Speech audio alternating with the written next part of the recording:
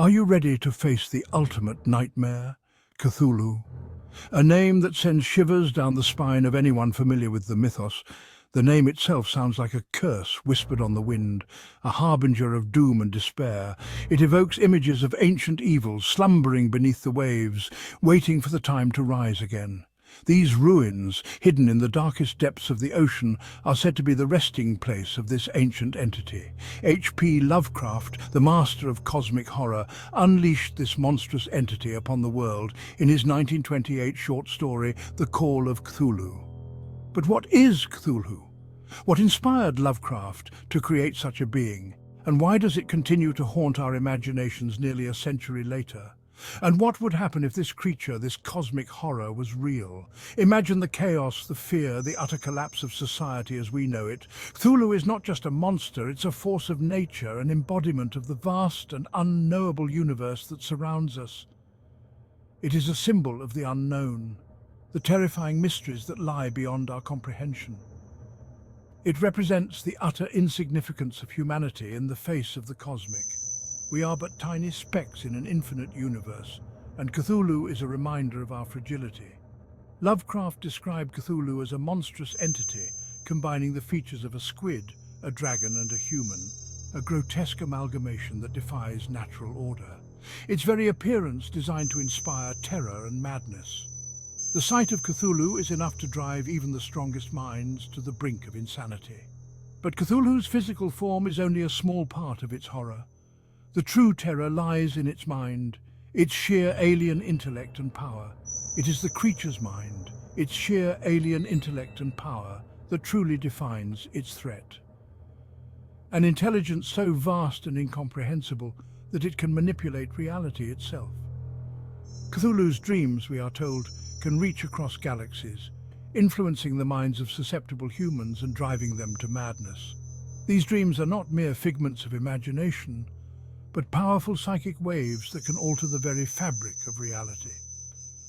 Imagine, then, a world where Cthulhu is not a fictional creation, but a terrifying reality.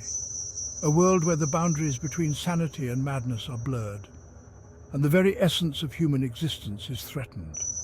A world where the line between nightmare and waking life blurs, and the very fabric of existence seems to unravel. In such a world, our deepest fears and darkest nightmares would become our reality. This is the world we must confront as we explore the question, what if Cthulhu was real? A world where ancient evils awaken, and humanity must face the ultimate test of survival against an incomprehensible force. To understand the impact of Cthulhu's existence, we must first delve into the depths of Lovecraft's mythology.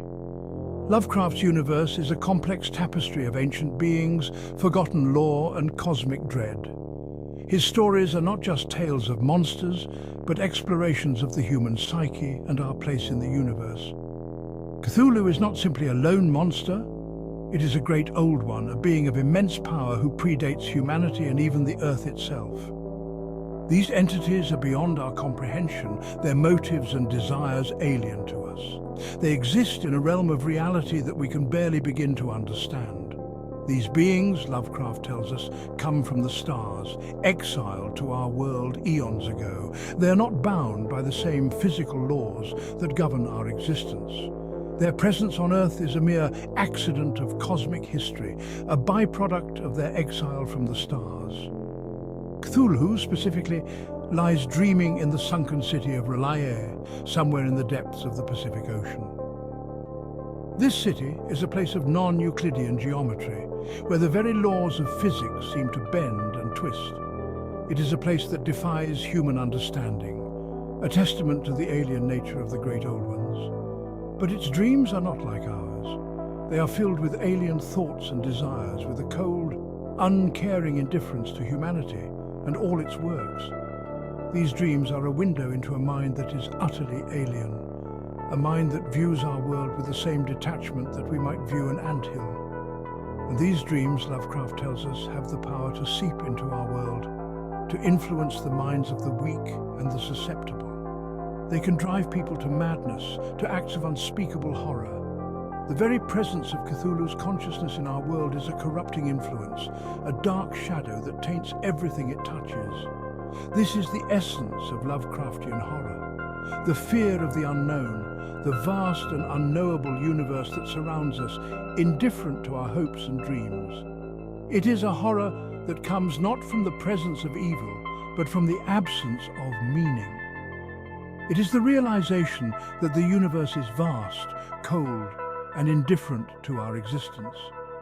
It is the terror of realizing that we are not at the center of creation, that there are forces at work beyond our comprehension, forces that could crush us like ants. This realization is a blow to our ego, a reminder of our insignificance in the grand scheme of things. Cthulhu embodies this cosmic indifference. It is not malicious in the human sense, it simply does not care. Its actions are not driven by hatred or malice, but by a complete and utter disregard for humanity. To Cthulhu, we are no more significant than the dust motes that float in a sunbeam. Humanity is but a speck of dust in the grand cosmic scheme, and our existence or extinction is of little consequence to a being like Cthulhu. This is the ultimate horror of Lovecraft's universe, the realization that we are alone in a vast, uncaring cosmos. This perhaps is the most terrifying aspect of all. The knowledge that we are insignificant, that our lives and struggles are meaningless in the face of the vast, uncaring universe. It is a horror that goes beyond the physical, a deep existential dread that gnaws at the very core of our being. Imagine a day not unlike any other when the sea begins to churn, the sky darkens, and the wind howls with an eerie intensity. The ocean, usually a place of mystery and wonder, becomes a harbinger of something far more sinister. Fishermen, miles from shore, report strange occurrences, unsettling dreams, a change in the currents, a feeling of dread that chills them to the bone. They speak of whispers in the wind and shadows beneath the waves, as if the sea itself is alive with malevolent intent. Then, the impossible happens. From the depths of the ocean, a city emerges, a city of impossible angles and alien architecture. This is no ordinary city. It is a place that defies the very laws of nature, a place where geometry and reality seem to twist and contort in ways that boggle the mind. R'lyeh, Cthulhu's dwelling, rises from its watery grave. This ancient, sunken city, long thought to be a myth, now stands as a testament to the unimaginable horrors that lie beneath the surface of our world.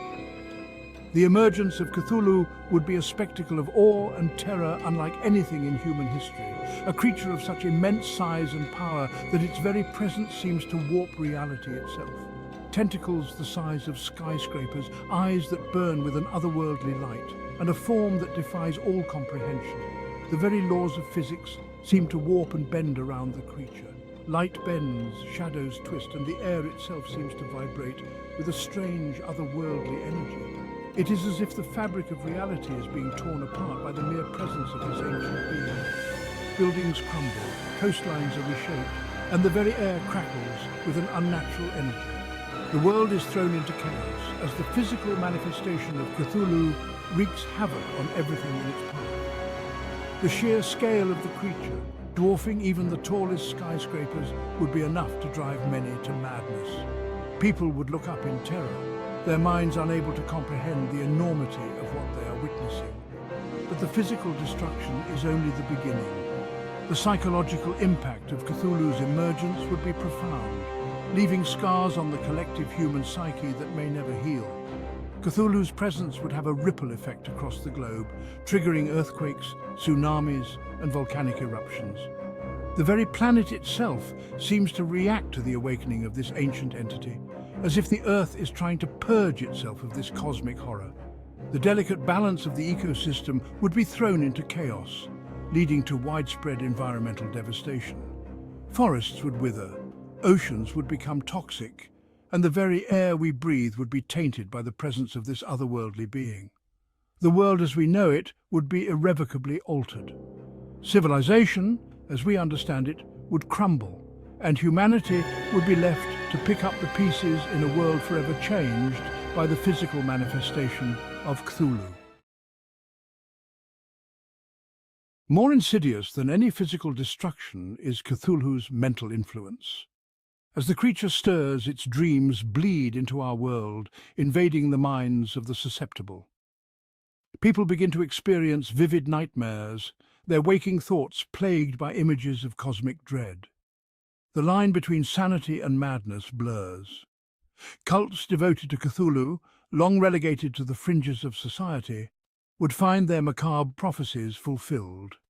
They would see the creature's arrival not as a catastrophe, but as a glorious return, a harbinger of a new world order. Their ranks would swell with those desperate for answers, for any semblance of control in a world gone mad.